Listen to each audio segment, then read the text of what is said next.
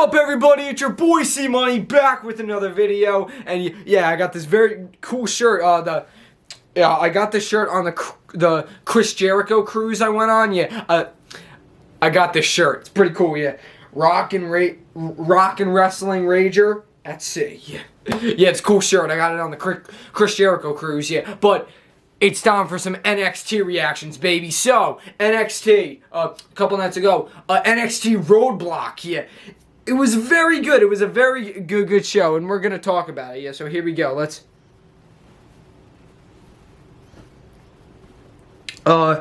Tony D'Angelo and Dijak have a Jailhouse street fight match. Incredible match, bro. You have these sick bumps. Dijak with an elbow drop through the table to... Tony D, Stacks, you know, he's getting involved. He's taking bullets for Tony and stuff. Oh my god, incredible. Then, because they had the Jailhouse match back in like 1991 with like the Big Boss Man and stuff at SummerSlam. Yeah. 1991 where like Big Boss Man won, and I forget who he beat, but then he took the guy to jail. Yeah. So this match was like no street fight, no holds barred, and to win you had to stuff your opponent inside this jail cell. Yeah. So Tony D picks up the victory because Tony D is in the jail cell, and Dijak is about to shut the door, and Stacks jumps right as the door's about to shut and stops the door from closing, sacrificing his own body, man. Oh god, incredible spot. Then Tony D has like this crowbar and bashes Dijak with the crowbar, then locks him in the jail in the cell. Tony D'Angelo defeats Dijak in the Jailhouse street fight. Great match. Then Gallus and Pretty Deadly come face to face because, you know, Pretty Deadly are so annoying. And then they actually have a little brawl. Gallus takes him out, and I'm pretty sure NXT Stand and Deliver, we're going to see them for the NXT Tag Team Championships. Lyra Valkyria says how she's ready for the NXT Women's Championship. She's ready. She's going straight to the top. So, yeah, we could see her face go off against Roxanne Perez for the NXT Women's Championship. And we're going to get to Roxanne Perez in the NXT Women's Championship match later. Yeah, but then we had... Briggs. Josh Briggs went and go talk to Kiana James, who is dating Brooks Jensen. Really, I guess, yeah. And because, you know, things have been weird since then, because when Fallon Henley ruined their Valentine's date back on Valentine's Day, but, you know, it was this very weird thing because they had roses on Kiana. Kiana James had roses on her desk, yeah, and they weren't. They weren't from Brooks. So, and Kiana took the card and she hit it. Yeah. So, because Fallon thought that she was cheating on Brooks before, now, which remember was just turned out to be a brother or whatever, now it turns out that, now apparently this is happening again. But now it really looks like she's cheating on Brooks. So Briggs talks to Kiana and just gives Brooks a second chance. Give him all because, you know, he's so afraid of messing up and stuff. So then they have a match. What I meant to say was that later in the show, Brooks and Fallon are talking. Brooks says that, you know, he's sorry for waiting that long because remember, it's been weird with Brooks and Fallon since Fallon kind of ruined his Valentine's Day with Kiana and stuff. But they made up. Then Briggs showed up, and then Kiana called Brooks and said how she wants to get together that night and just go out on a little date. But then Brooks leaves. Then Briggs and Fallon are like, yeah, but... because he brought up the roses, and Brooks is like, oh, yeah, okay. But, so, Brooks did not send her the roses or the flowers. So then, Briggs and Fallon are like, Fallon's like, here we go. It's happening again. Yeah. And Briggs is like, well, I believe you this time. Because at first, when Fallon tried to say all that, Briggs didn't believe her. Now, because Briggs saw, like, the flowers and stuff, or roses, whatever, and saw that it wasn't from Brooks. So, now he kind of believes Fallon like, all right, yeah, so something's up. But what do we do? What do we do? And Fallon goes, I have an idea.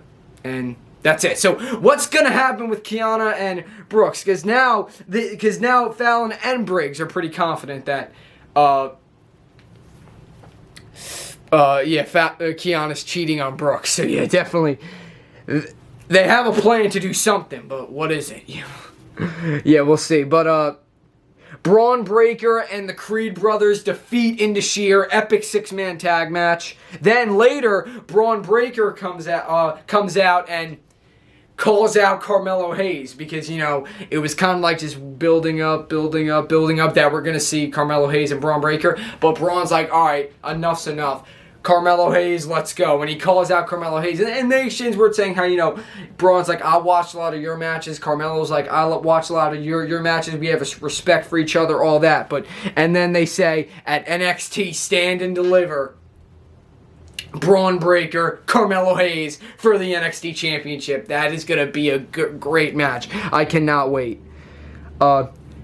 Then we have the Grayson Waller effect with Shawn Michaels, because, ever since Grayson Waller lost at NXT Vengeance Day, he's been, giving crap on Shawn Michaels and stuff, Shawn Michaels who runs NXT and stuff, giving all that, and a very cool segment, because, they had Grayson Waller brought up Vince and how, Triple H, because Triple H ran NXT, but then he asked Shawn Michaels to, take over, I think. Yeah, so all that.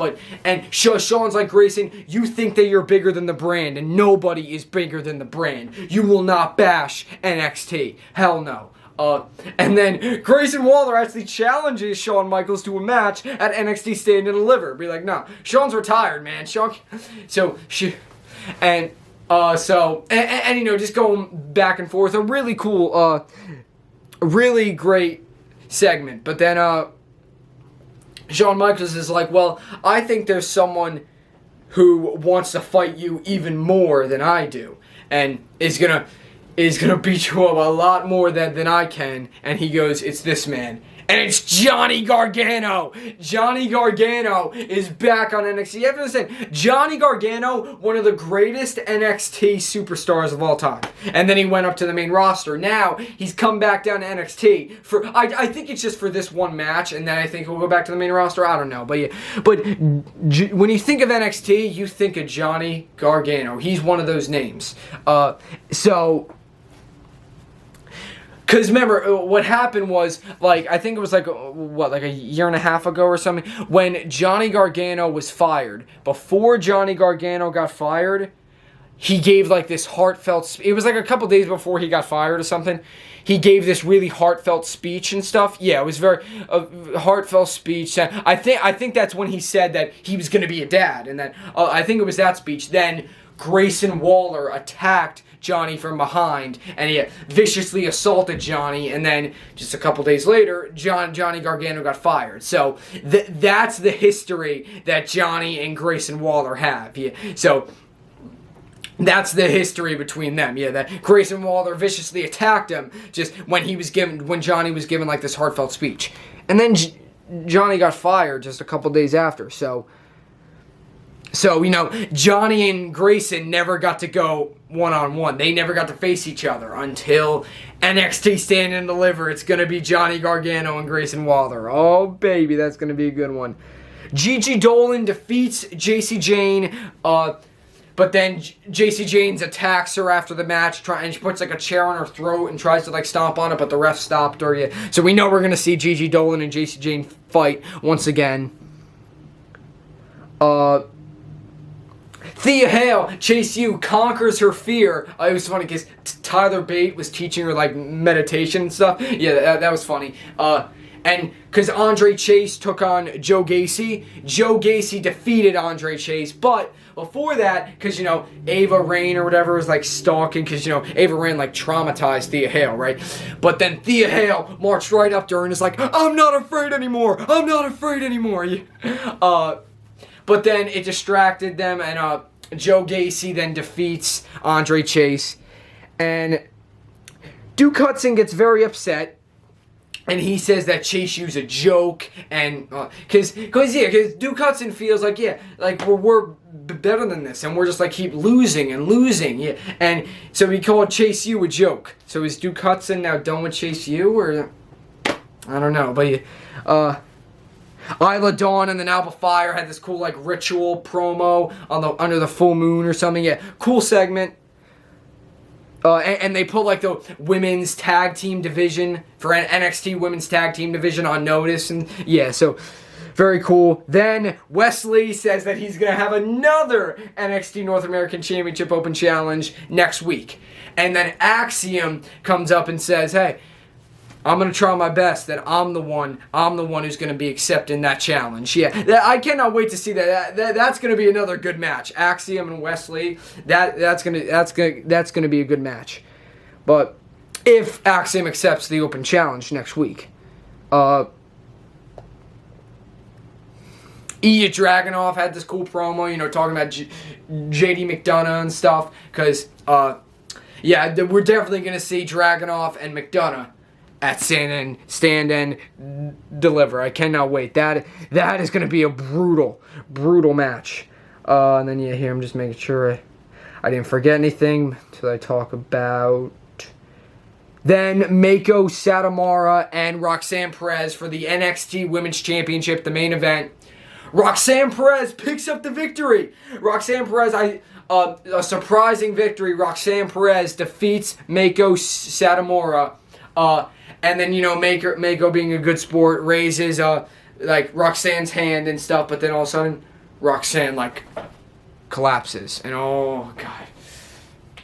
And, Roxanne just collapses and has to be taken out in a stretcher and gets put in an ambulance and stuff. And then it's what? So, because just after the match was over, Mako was raising Roxanne's hand and stuff. Then Roxanne just fell. Roxanne just collapsed and was put on a stretcher and then put in an ambulance. So Roxanne Perez just collapsed and had to be put on a stretcher and into an ambulance. What? Yeah. So now, what's the future of Roxanne Perez now? Who knows? But I think because Tiffany Stratton said that she wants an opportunity at the title, so we could be seeing Stratton and Perez at NXT Stand and Deliver. So that's gonna be cool. But Roxanne Perez just collapses and stuff, and has to be sent to the hospital, put in an ambulance and a stretcher and stuff. So what's going on now with Roxanne Perez? Who knows? But we'll find out next week. But as I said, NXT Roadblock, great show. Now all the people can look forward now to NXT Stand and Deliver in Los Angeles. The same night as it's Saturday. So it's April 1st, Saturday, which is WrestleMania night 1. But because NXT Stand and Deliver is I think in the afternoon. And then WrestleMania is at night. So that's going to be very cool, guys. I cannot wait for that. But thank you guys for watching. SmackDown reaction should be up on Saturday or Sunday. It depends on what I'm doing. But stay tuned for that. But that's it, guys. Leave a comment, subscribe for more. C-Money's out.